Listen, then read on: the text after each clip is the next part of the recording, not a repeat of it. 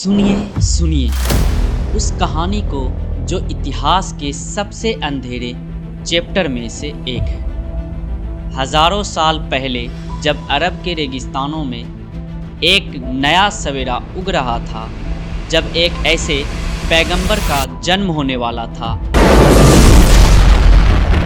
जो पूरी दुनिया को बदल देने वाले थे, उस समय एक हदीस कही गई जिसे शायद किसी ने गंभीरता से नहीं लिया।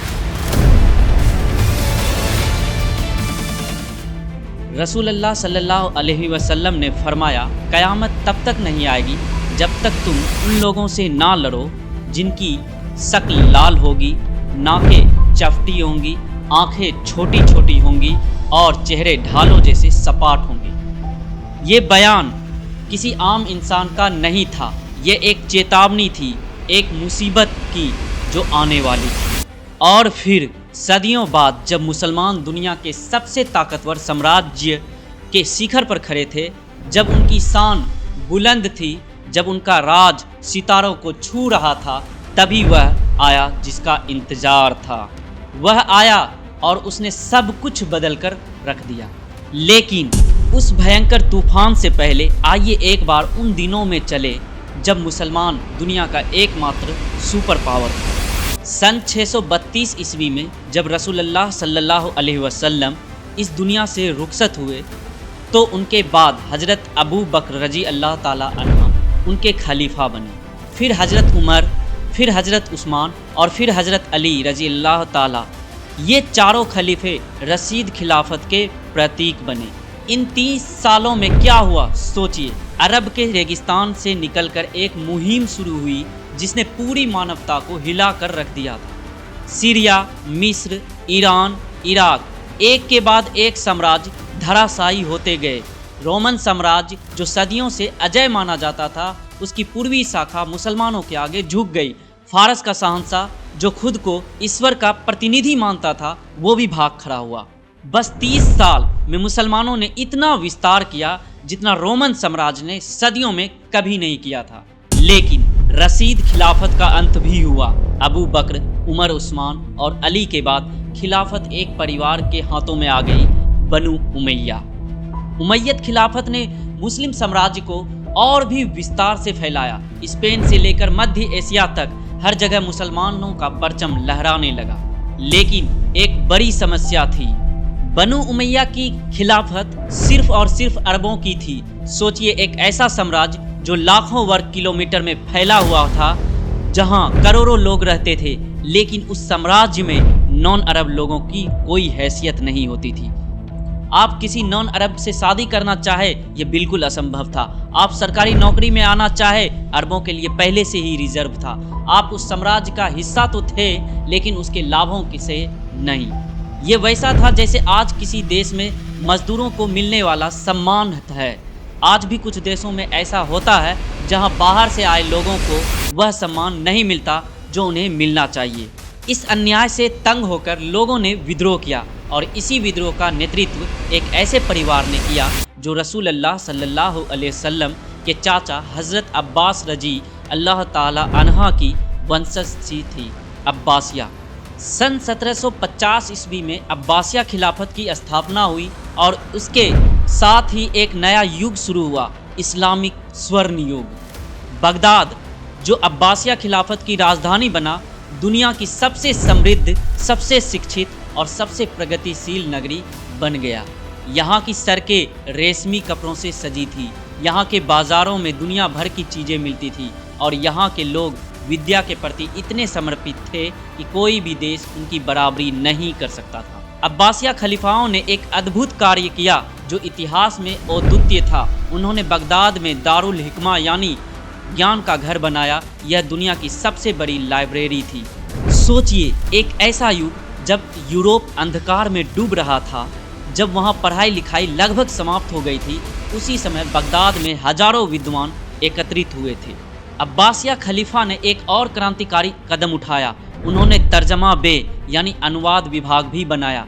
दुनिया भर की पुस्तकों को अरबी में अनुवादित किया जाने लगा। यूनान के दार्शनिक, भारत के गणितज्ञ, फारस के कवि, सबकी रचनाएं अरबी में की जाने लगी। धीरे धीरे अरबी भाषा वैसी ही बनती गई जैसे आज अंग्रेजी भाषा है, जो कि दुनिया का अंतर्राष्ट्रीय भाषा है। अरबी भाषा ये दुनिया की अंतर्राष्ट्रीय भाषा में से एक थी। इस अनुवाद आंदोलन ने एक नई क्रांति को जन्म दिया, विज्ञान की क्रांति। अब्बासिया खिलाफत ने इतिहास में पहली बार वैज्ञानिकों को उनके शोध के लिए आर्थिक सहायता दी। सोचिए, एक ऐसा समय जब यूरोप में वैज्ञानिकों को जलाया जा रहा था, उसी समय बगदाद में उन्हें सम्मान और धन भी दिया जा रहा था। और परिणाम ये हुआ, दुनिया के इतिहास के सबसे महान वैज्ञानिकों में से एक अनेक मुसलमान हुआ करते थे, जैसे अल ख्वारिज़मी, जिन्होंने अलजेब्रा की नींव रखी। A man named Al-Khwarizmi. आज जो गणित में आप लोग स्कूल में पढ़ते हैं वो इन्हीं की देन है। अलजेब्रा शब्द इन्हीं की किताब से लिया गया था। Was one of the greatest mathematicians of all time, a Muslim, worked in the golden age of Islam. इब्ने हाइस्म, जिन्होंने ऑप्टिक्स यानी प्रकाशिकी की नींव रखी, जैसे कि कैमरा और लेंस में की खोज में इसकी बहुत बड़ी संभावना रही। अली राजी, चिकित्सा विज्ञान में सबसे आगे रहने वाले। अल बिरूनी, जिन्होंने पृथ्वी की परिधि का सटीक माप निकाला और जिन्होंने सबसे पहले बताया कि धरती गोल है। इब्ने सीना, जिन्होंने कानून तिब्ब लिखा, जो सदियों तक यूरोप की मेडिकल और किताबों का आधार बना। और ये सब कुछ बगदाद की उसी लाइब्रेरी में हो रहा था। साहित्य और कला में भी मुसलमान आगे था। अलिफ लैला व लैला यानी 1000 रातों की कहानियाँ 1001 Nights इसी युग की देन है, जैसे Aladdin, Ali Baba, Sinbad. They all know about Ali Baba. ये सब कहानियाँ आज भी दुनिया भर में प्रसिद्ध है। हॉलीवुड पर इन पे फिल्में भी बनाई जाती है। मुसलमान दुनिया के सुपर पावर थे और उन्हें चुनौती देने वाला कोई नहीं था। लेकिन इतिहास का एक अटल सिद्धांत रहा है, जब कोई साम्राज्य शिखर पर होता है तो उसके बाद केवल गिरावट ही आती है। अब्बासिया खिलाफत में एक नई समस्या उत्पन्न हुई, तुर्की सिपाही की। देखिए, अब्बासिया खिलाफत उमैयद खिलाफत से बिल्कुल अलग थी। उमैयद में सिर्फ अरबों को महत्व मिलता था, लेकिन अब्बासिया में हर जाति के लोग सरकार में आ सकते थे। फारसी, तुर्क, ग्रीक, मिस्री सब खिलाफत का एक हिस्सा थे। एक अब्बासिया खलीफा ने तुर्क सिपाहियों को एक विशाल सेना बनाई, सल्जूक फौज। ये सेना इतनी शक्तिशाली हो गई कि धीरे धीरे इसने खिलाफत का सारा वास्तविक नियंत्रण अपने हाथों में ले लिया। खलीफा वो तो सिर्फ नाम के खलीफा रह गए, उनकी इच्छा का कोई महत्व नहीं था। सारी ताकत सल्जूक फौज के सेनापतियों के हाथ में थी। ये वैसा था जैसे किसी देश के प्रधानमंत्री सिर्फ नाम के हो और असली ताकत किसी और के ही पास है। जब सत्ता सेना के हाथों में चली गई तो खिलाफत कमजोर होती गई और हर तरफ विद्रोह शुरू हो गया। गवर्नर अपने आप बादशाह बनने लगे। विशाल साम्राज्य छोटे छोटे टुकड़ों में बढ़ते चले गए और इसी कमजोरी का फायदा उठाने के लिए कोई आया। वो आया जो हजारों सालों से इंतजार कर रहा था, क्रिश्चियंस। फिलिस्तीन पवित्र भूमि, जहां मुसलमानों ने हजरत उमर रजी अल्लाह ताला के ज़माने से शासन किया था, लगभग 450 साल तक। लेकिन जब अब्बासिया खिलाफत कमज़ोर हुई और मुसलमान छोटे छोटे टुकड़ों में बट गए तो यूरोप के क्रिश्चियंस ने यह अवसर देखा। वे क्रूसेड्स यानी धार्मिक युद्ध की घोषणा करते हुए फिलिस्तीन पर टूट पड़े। उनका नारा था गॉड विल्स इट, यानी ईश्वर चाहता है। सन 1099 ईस्वी में क्रूसेडर्स ने जेरूसलम पर कब्जा कर लिया और फिर जो हुआ वो इतिहास का सबसे भयंकर अध्याय में से एक था। हजारों मुसलमानों को, बच्चों को, महिलाओं को, बूढ़ों को निर्ममता से मारा गया। एक किताब में तो ये तक लिखा गया है, क्रूसेडर्स ने मुसलमान माताओं से उनके बच्चे छीनकर ऊंची इमारतों से फेंक दिया करते थे। मुसलमान मस्जिदों और घरों में छिपे, लेकिन क्रूसेडर्स ने उन घरों में आग लगा दी। हजारों मुसलमान जलकर राख हो गए। आज भी जब आप फिलिस्तीन में जो हो रहा है देखते हैं, वही पैटर्न, वही जुल्म, वही अन्याय, सब चीज़ दोहराया जाता है। इसलिए आप कह सकते हैं कि इतिहास खुद को दोहराता है। क्रूसेडर्स ने मुसलमानों से उनकी पवित्रता कुरान भी छीन ली। वह कुरान जो हज़रत उस्मान रजी अल्लाह ताला अन्हा के ज़माने से लिखी गई थी।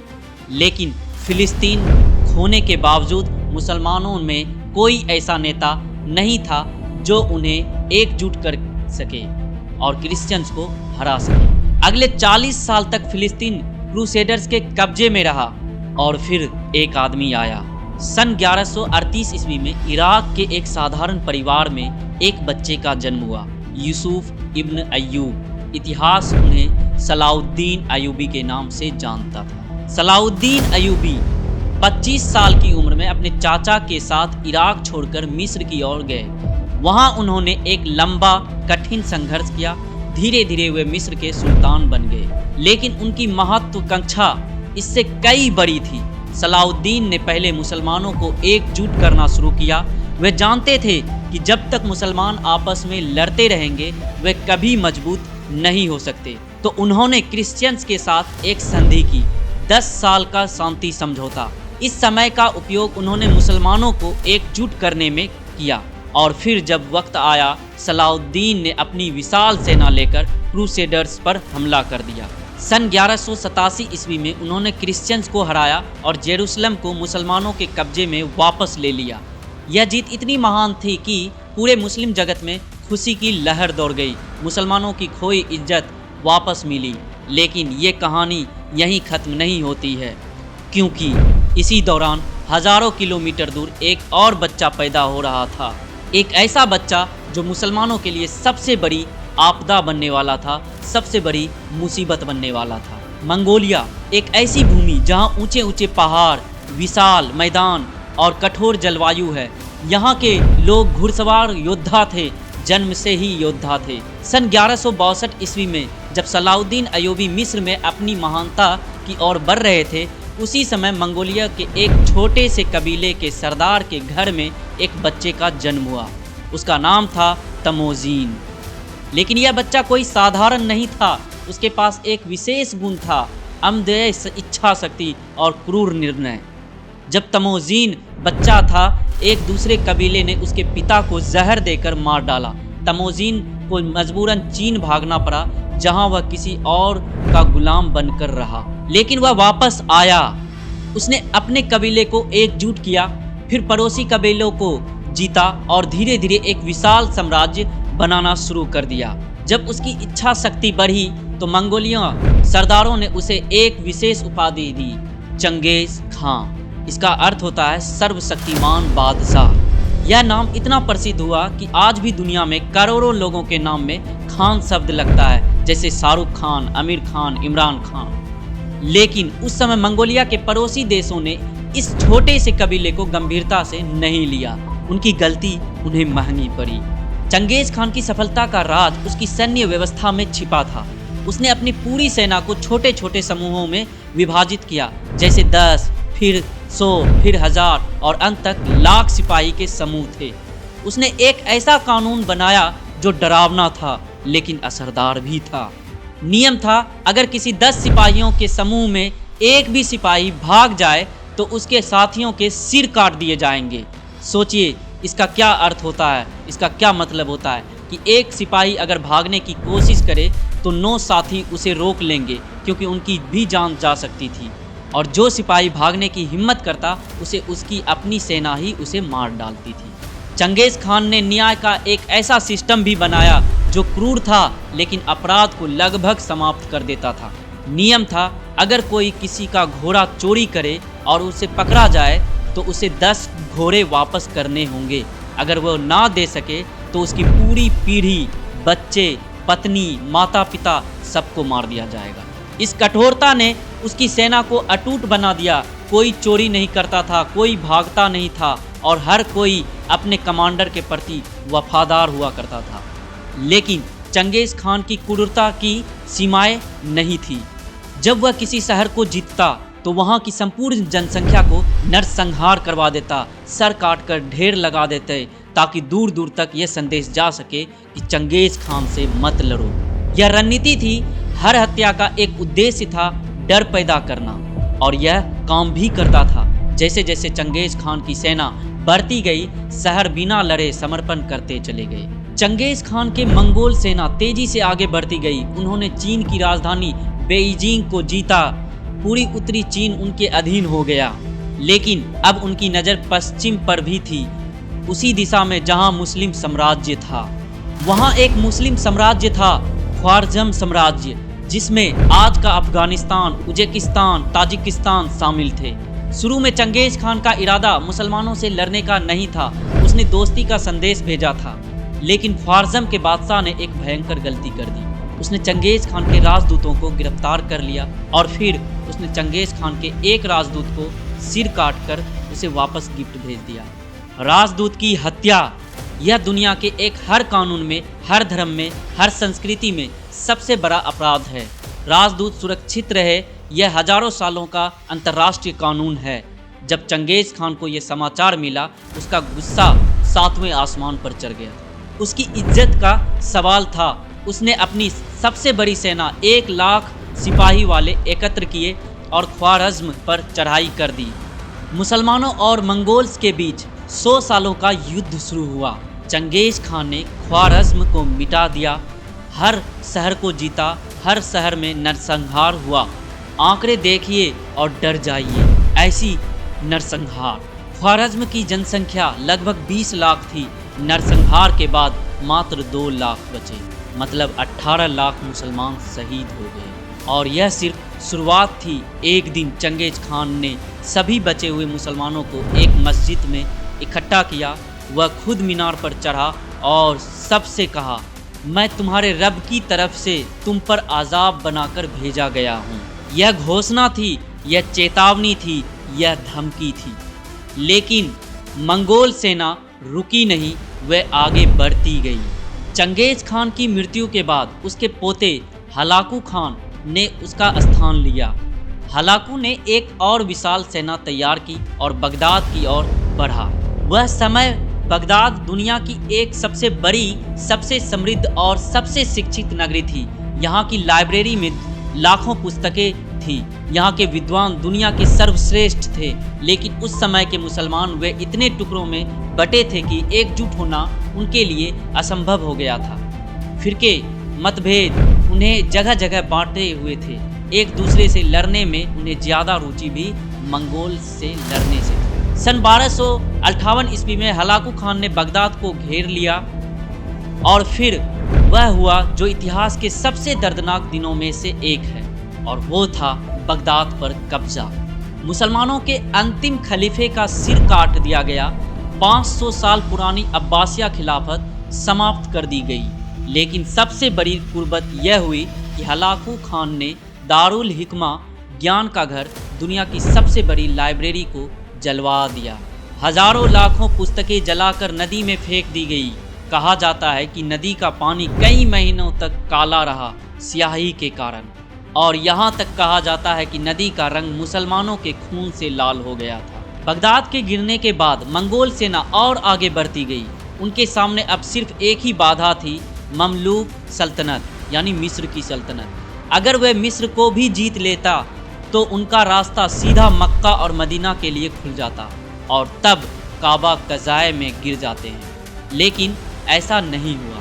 ममलूक सुल्तान ने अपने जनरल बेबर्स के नेतृत्व में मंगोलों से लड़ने का फैसला किया। कई लोगों ने कहा मंगोलों से लड़ना असंभव है। ये वो लोग हैं जिनके बारे में रसूलुल्लाह सल्लल्लाहु अलैहि वसल्लम ने फरमाया था कि याजूज और माजूज, इनसे जीतना नामुमकिन है। लेकिन सुल्तान और बेबर्स ने हिम्मत नहीं हारी। उसी समय मंगोलिया के हलाकू खान के भाई की हत्या हो गई। हलाकू को वापस लौटना पड़ गया। उसने ये छोटी सी लड़ाई छोड़ी और वापस चले गए। और फिर एनाज लूत के मैदान में मंगोल्स और ममलूक सेना आमने सामने हो गई। एनाज लूत फिलिस्तीन की वह पवित्र भूमि जहाँ हजारों साल पहले हजरत दाऊद अलैहिस्सलाम ने जालूत को हराया था।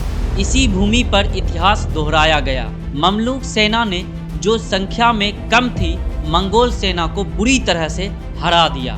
यह मंगोल साम्राज्य की पहली बड़ी हार थी, और यह हार उनकी विजय यात्रा को हमेशा के लिए रोक दी गई। मंगोल सेना आगे कभी नहीं बढ़ी, लेकिन मुस्लिम दुनिया का एक बड़ा हिस्सा मंगोलों के कब्जे में रहा। उन पर मंगोलों का शासक बहुत दिनों तक रहा। लेकिन इतिहास का सबसे अद्भुत मोड़ यहाँ आता है। मंगोल शासकों ने अपने अधीन मुसलमानों के साथ रहते हुए इस्लाम को जानना। उन्होंने कुरान पढ़ी, इस्लाम की शिक्षाएं सीखी, और धीरे धीरे वे भी मुसलमान हो गए।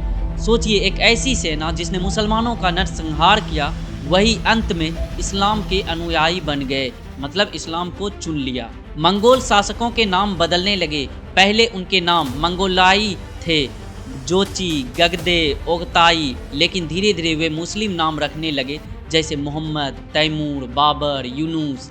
आज जो मुगल साम्राज्य भारत पर राज करता है वो चंगेज खान की ही संतानों में से एक है। यह इस्लाम की ताकत थी, यह इस्लाम का आकर्षण था, एक ऐसा धर्म जो तलवार से नहीं बल्कि सत्य और करुणा से जीता जाता था। हज़रत उमर रजी अल्लाह ताला अन्हा और चंगेज खान दोनों ने अपने ज़माने के सबसे बड़े साम्राज्य बनाए। हज़रत उमर के साम्राज्य में 40 लाख वर्ग किलोमीटर थे, चंगेज खान के साम्राज्य में 30 लाख वर्ग किलोमीटर का रहा। दोनों महान विजेता थे, लेकिन फ़र्क क्या था? हज़रत उमर को आज भी दुनिया भर में सम्मान के साथ याद किया जाता है। वे फारूक यानी अंतर करने वाले के नाम से जानते थे।